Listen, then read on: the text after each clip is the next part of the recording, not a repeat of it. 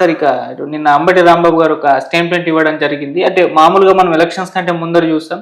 TDP కూటమి కట్టింది మన జనసేనని కలుపుకొని.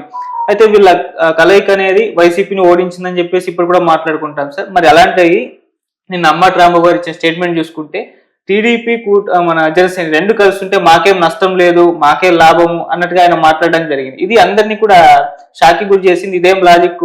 మీరు వాళ్ళు కలవడం వల్లనే మీరు ఓడిపోయారు, మళ్ళీ వాళ్ళు కలుస్తున్నా పర్లేదు, 15 సంవత్సరాల దాకా కలుస్తున్నా పర్లేదు, మాకేం లాభం అని అంటున్నారు. సో ఆయన కామెంట్స్ ఎలా చూడాలంటారు సార్? ఆయన ఏదో విమర్శ చేసినాడు, అంతేగాని చెయ్యాలనేది చేసినాడు. కానీ కూటమి ఏర్పడడం వల్లనే ఆ ఊపు వచ్చింది లాస్ట్ టైం. ఏది అట్లా తెలుగుదేశము జనసేన ఒక కులానికి ప్రాతినిధ్యం వహిస్తున్నమాట వాస్తవమే. ఇది తెలుగుదేశం కూడా అంతే ప్రాముఖ్యత. అయితే ఆ రెండు కులాలు కోస్టల్ ఆంధ్రాలో బాగా ప్రాధాన్యత ఉంది కదా. రెండు కలిసేతలకి వాళ్ళకు మేలే జరిగింది కానీ కీడేం జరగలేదు. ఇప్పుడు ఈయన మాట్లాడే విషయంలో లాజిక్ ఏం లేదు. కాకపోతే ఎగతాళి చేయడం, వాళ్ళు కలిసే ఉండడం మేలే అని. అంటే ఏదైనా పొరపత్యాలు వచ్చి బయటికి రావాలనేది ఉద్దేశం ఉంటుంది. అంటే అంతకంటే మించి నేను చూడడం ఏమి లేదు లాజిక్ అంటాను. అంటే సార్ ప్రజా వ్యతిరేక ఓటు, ఆ ప్రభుత్వ వ్యతిరేక ఓటు మొత్తం కూడా గుంపు గుర్తిగా మాకే పడుద్ది వీళ్ళు కలిసి ఉంటే అన్నట్టుగా చెప్పడం జరిగింది. అంటే ప్రజా వ్యతిరేకత అనేది పరిపాలన మీద వచ్చేది. కూటమి ప్రభుత్వం పరిపాలన పట్ల వచ్చే ప్రజా వ్యతిరేకత. అది వచ్చినప్పుడు ఇద్దరు కలిసినా పోతారు, ముగ్గురు కలిసినా పోతారు. అది రానంత వరకు ఒక రకంగా ప్రాధాన్యత ఉంటుంది. అది రాకుండా చూసుకోవాల్సిన బాధ్యత ప్రభుత్వం పరిపాలనపై ఉంది ఏంట. సార్ అప్పట్లో వీళ్ళు కూటమి చిచ్చు పెట్టాలని చెప్పేసి విడదీయడానికి నానా ప్రయత్నాలు అయితే చేయడం జరిగింది. సో ఇప్పుడు అది విడిపోకుండా అలాగే కలుస్తుంది. పవన్ కళ్యాణ్ గారు అయితే ఇంకో 15 సంవత్సరాల దాకా మేము ఉంటామని చెప్పారు. సో ఇదేమన్నా వైసీపీలో భయం పుట్టిస్తుందా? ఇలా 15 సంవత్సరాలు కలిసి ఉంటే ఇక అంటే ఇది దాని మీద వచ్చింది. అదే మేము 15 సంవత్సరాలు కలిసి ఉంటామని ఆయన అన్నారు. మరి ఎవరో ఒకరు ప్రశ్నించింటారు విలేకరులు, వాళ్ళు కలిసి ఉంటామన్నారే మీకు నష్టం కదా అని. అంటే అది నేను తెలిసి అడిగినారా తెలియక అడిగినారా? ఎందుకంటే పరిపాలన మీద తీర్పు ఉంటది కానీ వాళ్ళు కూటమి మీద ఉండదు కదా. కాకపోతే కులాల ప్రాధాన్యత కొంత మేరకు పనిచేస్తుంది. 100కు 100% పనిచేయదు ఎన్నికల్లో. సార్ ఇక్కడ కూడా వాళ్ళు ఎక్కువగా పవన్ కళ్యాణ్ గారిని ఫోకస్ చేస్తున్నారు. అంటే 15 సంవత్సరాల వరకు ఉంటారంటున్నారు. ఈ 15 సంవత్సరాలు ఒకసారి చంద్రబాబు నాయుడు గారిని మోస్తారు, ఇంకోసారి లోకేష్ గారిని మోస్తారు, ఆయన మాత్రం అలానే ఉంటారు. సో ఇది మంచిదే, సో ఆయనకు నష్టం కానీ మాకేం నష్టం అన్నట్టుగా కూడా చెప్పారు. మరి అలానే చూడొచ్చు అంటారా? అది వేరు సమస్య. ఎందుకంటే వాళ్ళు కూటమిగా ఏర్పడినారు కాబట్టి ఏదో ఒక చిచ్చు పెట్టేదానికి ప్రయత్నం చేస్తారు కదా. అది రాజకీయంగా సహజమే కదా అంట. అందులో భాగంగా మాట్లాడచ్చు. అతనికి ప్రాధాన్యత అతనికి ఉంది. అటు లోకేష్ అయినా గాని చంద్రబాబు నాయుడు అయినా గాని ఆయనకు పవన్ కళ్యాణ్ గారికి ఈ ఒక ప్రత్యేకత అయితే ఇస్తా అన్నారు కదా, గుర్తింపు అయితే ఇస్తా అన్నారు కదా. కాదనడం లేదు కదా. ఆయన పూర్తిగా నెగ్లెక్ట్ చేసి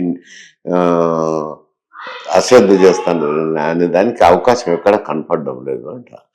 కాకపోతే అట్లన్నా అంటే కనుక బెసజానికన్నా పోయి విడిపోతారేమో అని రాంబాబు అని ఉండొచ్చు, ఆ భావనతో అని ఉండొచ్చు. సరే, ఒకవేళ విడిపోతే వైసీపీకి అదేమన్నా లాభం అవుతుందా లేకుంటే నార్మల్ గా వెళ్ళిపోతుంటుందా?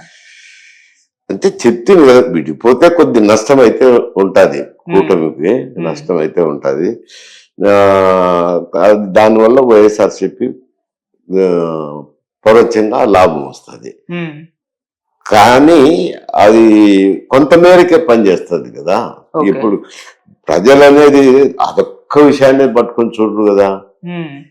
కూటమి ప్రభుత్వం ఏ విధంగా పాలిస్తుంది, పాలించేప్పుడు ఇదే ఉండాలా వద్దా అనేది ప్రజలు నిర్ణయించాల్సిందే. అంతేగాని అది ఒక్క కులాల మీద ఆధారపడదు కదా. సార్ మరి 1.5 year కూటమి గవర్నమెంట్ పాలన పైన ప్రజల్లో ఎటువంటి అభిప్రాయాలు కలుగుతున్నాయి సార్ ఇప్పటి వరకు ఉన్న పొజిషన్ చూసుకుంటే? ఇప్పుడు వాళ్ళు కొన్ని హామీలు ఇచ్చారు. అప్పుడు నవరత్నాలని అతను పెట్టినారు, అవన్నీ పేర్లు మార్చినారు. నవరత్నాలకు ఇప్పుడు కొత్త పేర్లు పెట్టినారు కదా. అట్నే రెవెన్యూ సెక్రటరియట్ పెట్టినారు. సెక్రటరియట్ కూడా దాంట్లో కూడా పేర్లు మారుతున్నారు.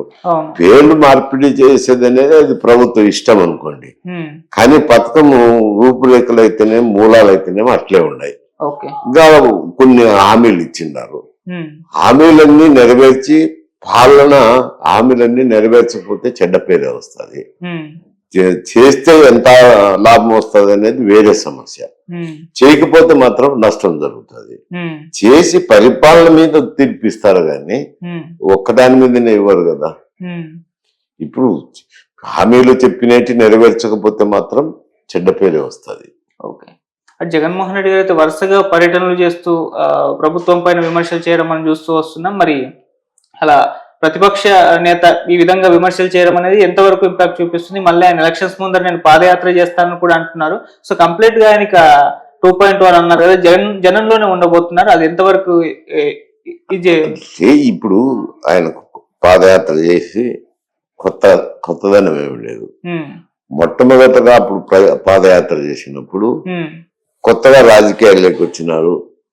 ఆయన ఏం చేస్తారో చూద్దామని అనేది ఒకటి ప్రజల్లో ఉత్సాహం ఉన్నది.